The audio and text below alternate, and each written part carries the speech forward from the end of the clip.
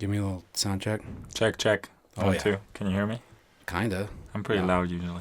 I know. I was gonna say, just Tone it down. No, you don't have to tone shit down. You can fire at will. You don't have to hold back at all. All dude. right. We need the fucking real Benny. Yeah, That's what we need. When we ski together, it's funny.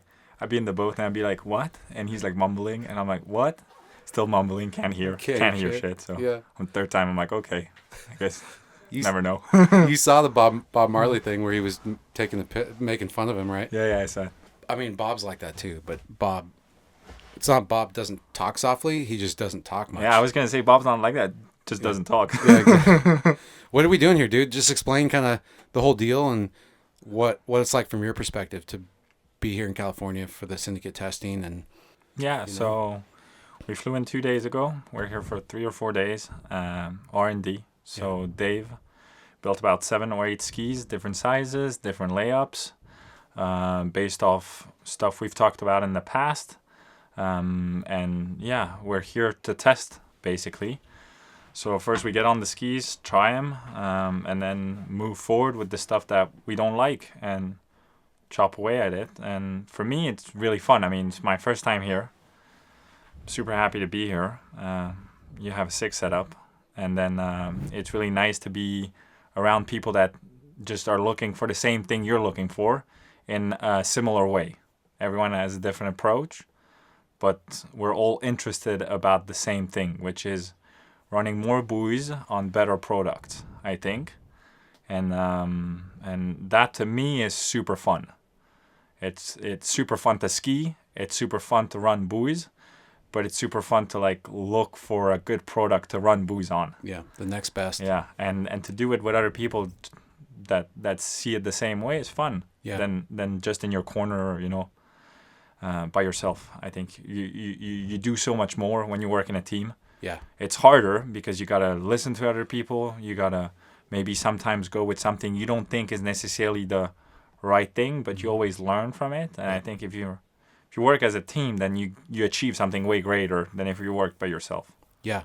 Will and I talked about that, just about being more fearless and like taking a risk and just trying something that may or may not work. Yeah. Maybe you know right away, you're like, this is fucking stupid. But maybe you learn something. Yeah. You can apply it in a different way. Yeah, I agree. The hard part is, for me, I've never been scared of failing. I fail all the time. I mean, I say that, but obviously everyone's scared of failing. Yeah. But I've always like tried stuff, and it doesn't work. The harder part is try something that you don't necessarily believe is right. Does that make sense? Yep. You have this idea, you have this concept, you want to go this route, and then someone else says, "Oh, well, maybe we should do this." Yeah. Trying that and failing at that is way harder than failing at your own commitment and idea. Because it feels like a waste of time almost. Yeah, but it's never. Like every set you take on any ski, it's not a waste of time. You always, down the line, learn something from it that you can apply to something that you like. And so you always learn from it. Have you ever had a moment where you did that? You went through, you tried something, maybe it was something somebody else wanted you to try. It didn't fit kind of your concept of where you wanted to go. You didn't really learn anything in the moment, but then like months later or a year later, you remember back to that set. Yeah. Have you ever had that happen? I mean, all the time, literally, with everything. And in skiing, it's like in that moment, you don't like it, and it's happened a lot with skiers more experienced than me, like skiers that were like I remember like Fred Halt from Switzerland. Yeah. He was the person I looked up to growing up. I mean, he's from Switzerland, he was the best guy we had, and he was doing it. I'm like, oh shit, I can do it too, maybe, Yeah. He's out there crushing buoys. He's from Switzerland. Let's do the same thing. And I remember he coached me back in the days. He told me, "Hey, Benny, you're pulling way too long, pulling all the way to buoy." And I was like, try edge change sooner. I tried it 2 or 3 times. I couldn't make it work. I'm like, go back to my old ways, just pull all the way to the buoy and then crush a turn. And now I'm like 10 years later, and I'm like, I was so stupid. Why didn't you listen? But I think other things need to fall in place for you to be able to get there. Yeah. And then it's like, can I make that transition faster than the previous person did? You know what I mean? Can I do something in a year that someone before me did in 10 years? I think that's where the evolution comes. You go through the same steps. as the people that came before you, but can you learn from them faster than they did? That's the evolution to me. If How's the syndicate program and this team of guys? How does that work into what you just said? Yeah, for me it's great, really, because I think I fit the best in this team because I want to try all the things that they've already tried. So I'll try it again, but I try to maybe go a bit faster because by asking someone like Bob or by asking someone like Will, what do you think about this? Because they've already done it all. Like when you talk to someone like Bob, like he's done everything I've ever wanted to try on a slalom ski and more. Yeah. So I can be like, what do you think about this? And they can go about telling you, okay, listen, maybe you do it like this because they've went to all the steps that didn't work, and they basically explain you and through experience tell you what's the best way to get there. You know what I mean? Yeah. So instead of spending 2 months trying something, you spend maybe a day and you try the best version of that thing. And I think that's how you evolve, basically. Yep. But you have to go through those steps. You can't just end up with the end product from what they did. Yep. The way I see it, you have to go look for it yourself because you got to find your own way. But hopefully you can do it faster just because they've got all the knowledge already. Yeah. And you build on that. I mean, I still have a long way to go, but I'm really glad I'm a part of it. And for me, it's really interesting. Yeah. It's really fulfilling, I would say. We got like 4 generations of, like you said, knowledge and experience. They're just kind of like we're mashing it all together like this. Yeah, no, I agree. That's unique. Like really, like you say, out of all the ski brands, I think this one has the biggest span of years involved in it. I mean, Bob's been in it forever, and then Wade's been with HO for 30 plus years, right? Yeah. So it's like I feel like in the ski designs there's always trends, right? So you kind of go back and forth. Like at the beginning they did, tunnel skis, and then they went to concave skis, and then the rails came back. It wasn't really a tunnel ski; it was like a concave with rails. Mm-hmm. Now we're back to concaves, and there's talks about rails, and so when someone like Bob sees that picture, he's already seen the full cycle of the trends and then the evolution. But when I see it, I just see a glimpse. Like I've only ridden concave skis basically. Yeah. You know what I mean? So when I discovered the tunnel, I was like, wow, opened my mind to so much more. So I think having all that knowledge from different generations, you make sure you don't forget about anything that was in the past that maybe is not around anymore, but that was still great. For sure. And that is worth still thinking about and still trying. Yep. With a new shape or new rocker exactly. or new bevel. Like with all the other things we've learned. Because it's a lot of times it's like when you ride a ski, you're like, there's all these things you like about it. And then 10 years later, you go and ride it again and you're like, if only I could take a few of these things and put it on the new shape. Mm-hmm. Just because the sport evolves, we ride bigger skis. But better designs allow us to ride different stuff. Yep. But it doesn't mean that some of the stuff we learned in the past that was great can't be applied to the skis now. Yeah. So I think a lot of that is thanks to the years, Bob and Wade and Will and yourself through the evolution passed on to us. What sealed the deal for you to come join the Syndicate team? Yeah, so it's hard for me to get off of what I liked because I'm so particular and I'm so picky, and I like certain things. And for me, I want to join HO for a long time just because I really believed in what you guys were doing. I really liked the research, the development, and the way it was approached as a team effort.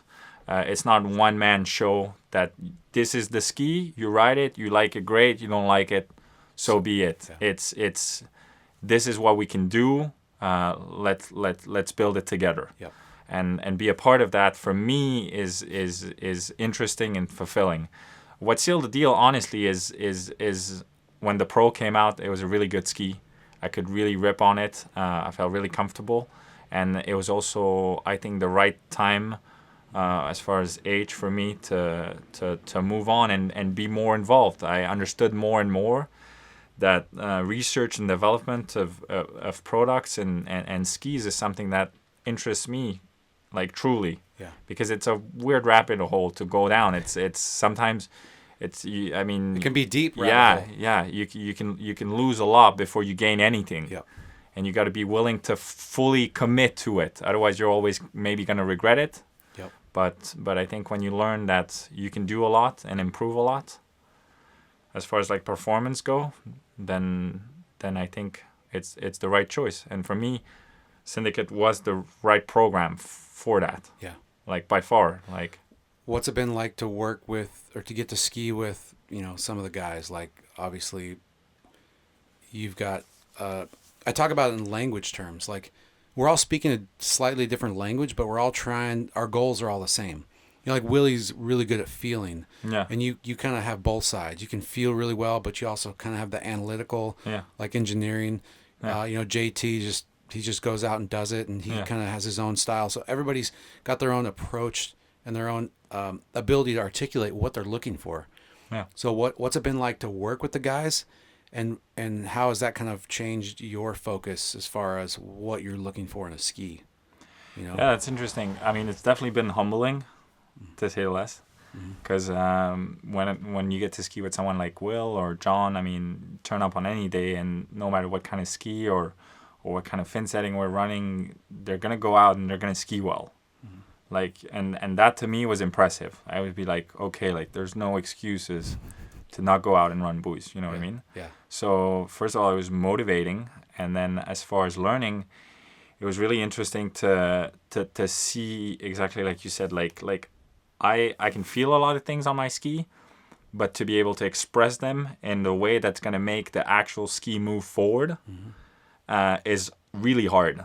That's in my eyes is the hardest part about the whole design is how do you transfer what you feel under your feet into a design, and that's got to go through words, just like you said.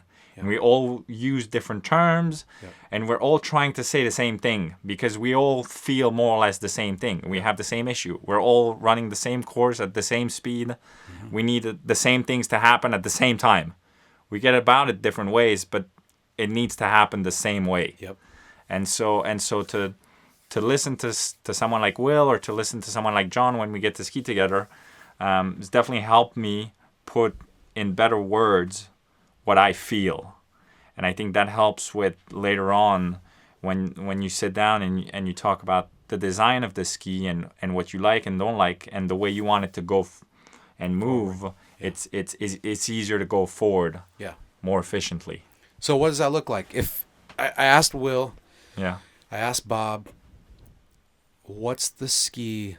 What do you want the ski to do better? Now, I'm not talking about design principles, design changes. I'm talking about what feeling do you want to be better out of the ski to be able to run 39 every single time and to be able to unlock 41 for you personally? Yeah. What's the thing you want from the ski that needs to be better? Yeah, that's a really good question, and that's a question I think a lot of people are scratching their head behind. But to me, from what I've learned lately, is I need to feel like the ski's turning, and so I always liked to ride really small shapes and really small skis, kind of undersized skis for my size and weight. Yeah, because you're tall. Yeah, I'm like 6'2", and I'm getting heavier and heavier with the years.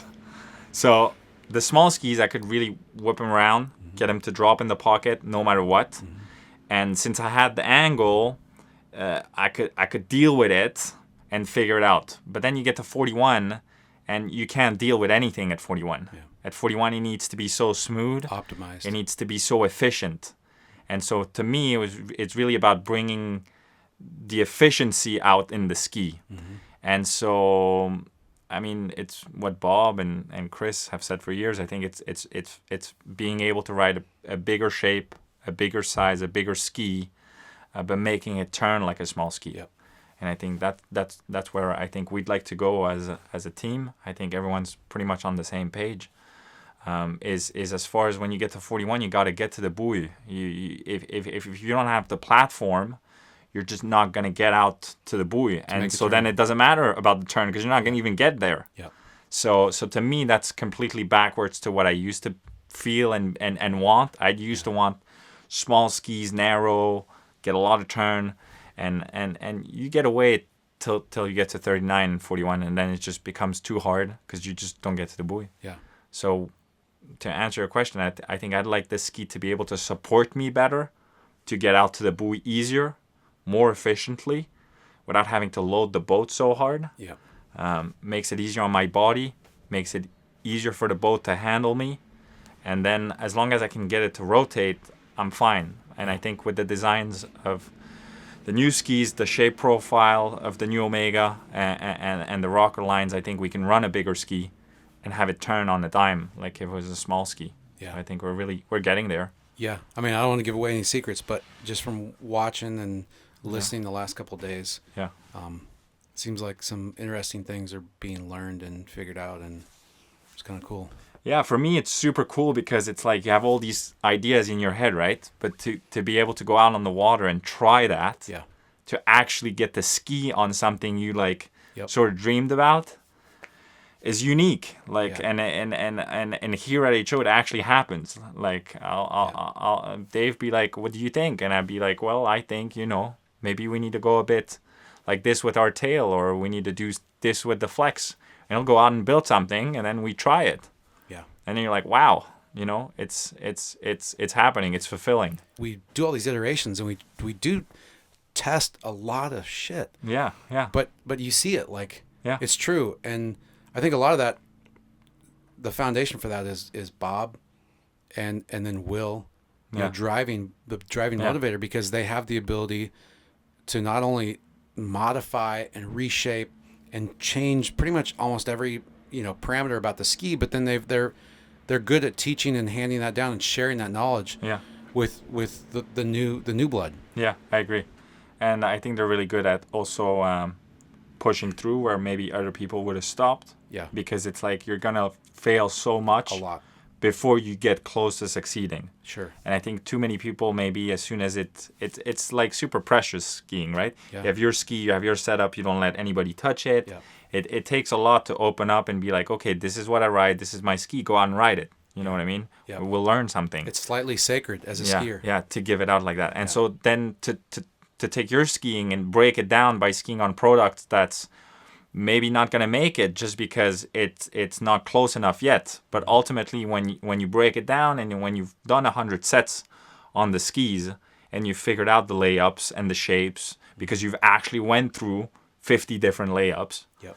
then you get to the final product, which is great. Yeah. But to be able to push through that takes a special kind of character, I think, Yeah. when skiing is so special to all of us. Yeah. And I think Bob and Will especially were really good at doing that and at seeing the end game and finding out what's good and how we're going to get there.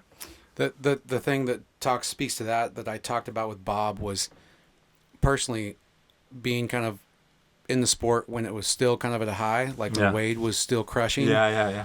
to now Yeah. I've seen both sides of it. Yeah. And I asked Bob this, and I'm going to ask you, but I feel like the fact that the sport is kind of at a low as far as, visibility, popularity, Yeah.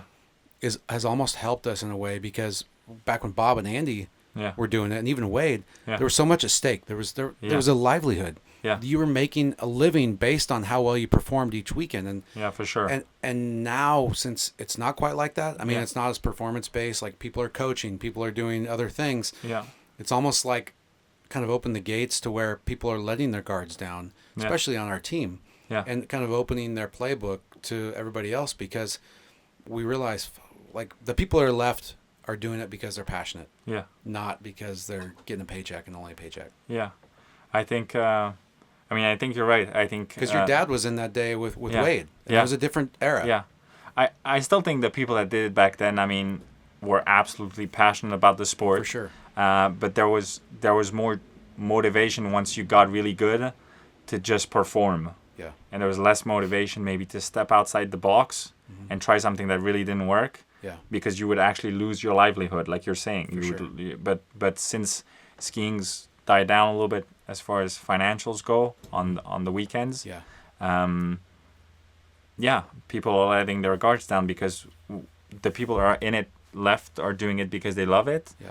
And like you say, there's not so much at stake. So you open up, you share, you get better, and we want to run more buoys. That's what we're Yeah. after, any way possible. Like at the end of the day, you just want to run more buoys. Yeah. And Like I would say too, like I kind of mean that in two stages. Like what I said about the sport being in a different place and people kind of letting their guard down. I feel like that's happening sport wide, to a degree. Yeah. But also within the tiny bubble that is the Syndicate development team. Yeah. I feel like it's a place where we can really do that. Yeah. Because we've built trust amongst each other. Yeah, And I we agree. can we can do it to another degree. Yeah. So I've only been a part of the team for 2 years now. So I don't know how exactly it was maybe 10 years ago.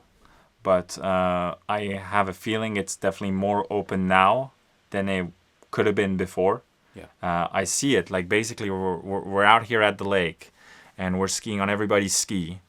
Basically, we're trying everybody's settings and we're making the whole thing move in one unit. Yeah. Because the way I see it is, okay, if we have one, that's what Will told me at the beginning. He said, I need 10 more of me, which there's only one Will Asher. Doesn't that make sense? Yeah. Like, but there's other guys that can ski, maybe not to the extent he skis, but that can feel similar things. And then we can chop away at something way faster because you have 4 bodies. Yep. So suddenly you can take 30 sets in 2 days instead of taking 4 sets and then be done. Yep. You know what I mean? Exactly. So I think we can cover way more ground than we've been able to in the past by opening up and trusting each other.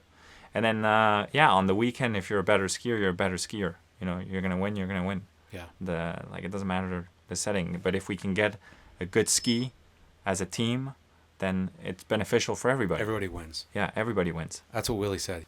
If the ski's better, it's better for everybody. So it's even more interesting. And the ultimate takeaway for that is like what I talked about with Bob. That's better for everybody who wants to ride it. Yeah. Because if we're making it better for the team, Yeah. it's going to translate It trickles down. more buoys, more consistency for the average guy or girl who wants to get on a better ski. Yeah, it trickles down 100%. I mean, the skis that are released by the Syndicate team go through so many sets from so many different skiers with a lot of experience behind it, basically. So ultimately, you're gonna get the best product possible. I mean, I don't know much about business or selling skis. That's Dave's side of the story. Yeah. Doesn't interest me that much to sell skis. But it doesn't sound like we're taking the most conservative approach.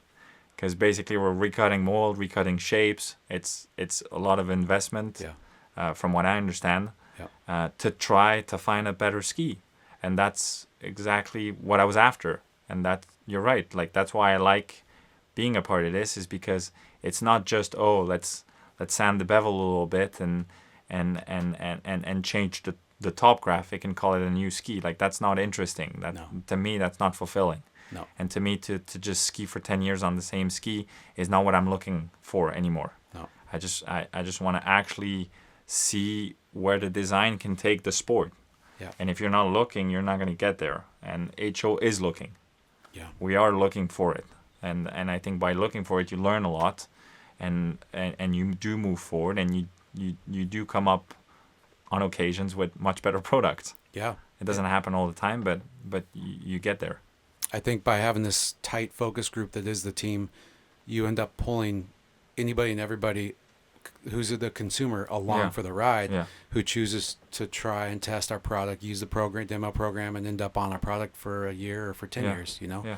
I think, man, I mean, everybody's got a thumbprint on the skis that are developed. Syndicate team. I'm fucking stoked that your thumbprint is one of those thumbprints. It's fun to have you part of the team, buddy. Thanks, I appreciate it. That means a lot. Yeah. Yeah. Well, thanks for joining me too. Yeah. We'll do it again. Yeah, sounds good. Yeah. Thanks.